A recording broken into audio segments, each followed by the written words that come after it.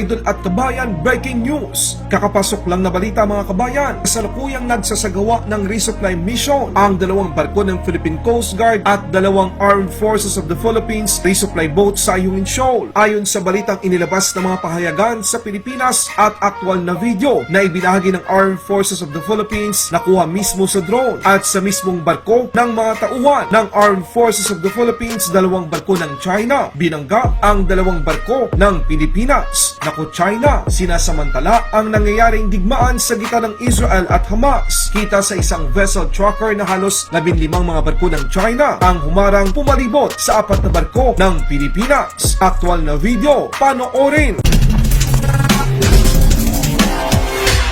Ngayong araw, ika-22 ng Oktubre taong kasalukuyan, naglabas ng pahayag ang National Task Force for West Philippine Sea. Ayon sa pahayag, bandang alas 6:04 ng umaga, habang nagsasagawa ng regular na rotation at resupply mission sa BRP Sierra Madre LS-57 sa Ayungin Shoal, ang mga barko ng Pilipinas, hinarangan sila ng mga barko ng China at isang mapanganib na pagmaniobra ang ginawa ng Chinese Coast Guard 5203 na nagresulta ng pagbangga nito sa Armed Forces of the Philippines Indigenous Resupply Boat Unaiza May 2 na nasalayong 13.5 nautical miles silangang hilagang silangan ng BRP Sierra Madre LS-57. Ang provokasyon, irresponsable at iligal na aksyon ng Chinese Coast Guard Vessel 5203 ay isang mapanganib sa kaligtasan ng mga tripulanteng nakasakay sa Armed Forces of the Philippines Supply Boat Unaiza May 2. Ayon sa video na kuha ng drone, kita sa kaliwat kanan ng Armed Forces of the Philippines Supply Boat Unaiza May 2 ang mga barko ng China Coast Guard at Chinese Maritime Militia. Kung inyong mapapansin mga kabayan, habang nasa gitna ang maliit na barko ng Pilipinas, hindi huminto ang China Coast Guard Vessel 5203 at patuloy itong naglayag habang nasa harapan ito ang barkong Unaiza May 2.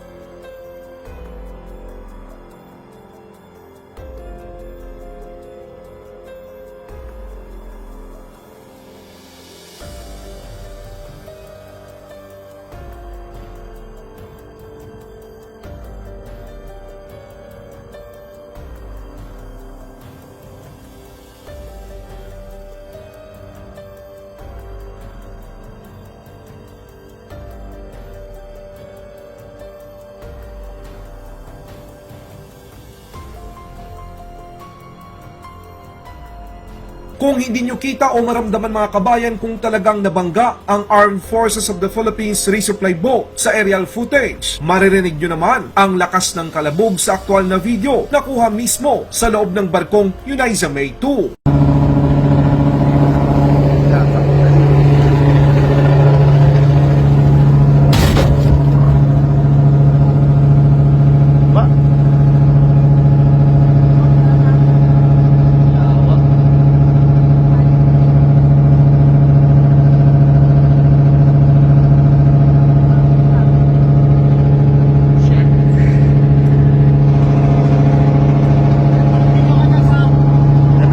Nabidyohan ko.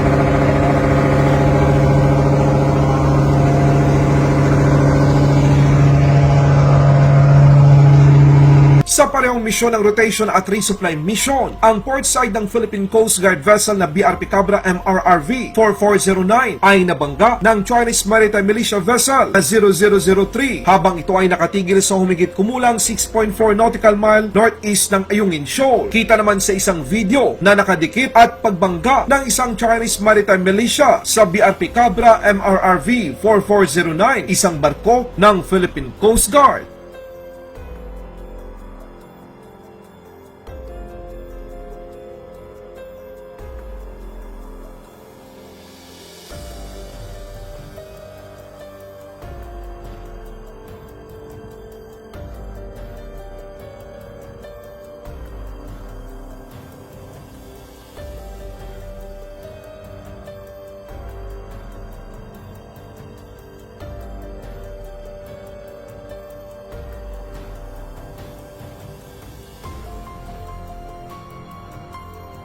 Sa kasalukuyan, nagpapatuloy pa rin ang misyon ng rotation at resupply mission kung saan ang Unayza May 1 ay nakarating na sa BRP Sierra Madre upang matagumpay na masuplayan ang ating mga tropa at tauhan ng Armed Forces of the Philippines na nakatalaga doon. Kinundina ng National Task Force for West Philippine Sea ang pinakahuling mapanganib, irresponsable at iligal na aksyon ng China Coast Guard at Chinese Maritime Militia na ginawa nila ngayong umaga bilang paglabag sa soberanya ng Pilipinas, mga karapatan at jurisdiksyon ng Pilipinas at sa tahasang pagwawalang bahala sa United Nations Charter at United Nations Convention on the Law of the Sea, Convention on the International Regulations for Preventing Collision at Sea at mga nauugnay na International na Maritime Convention at ang 2016 Arbitral Award.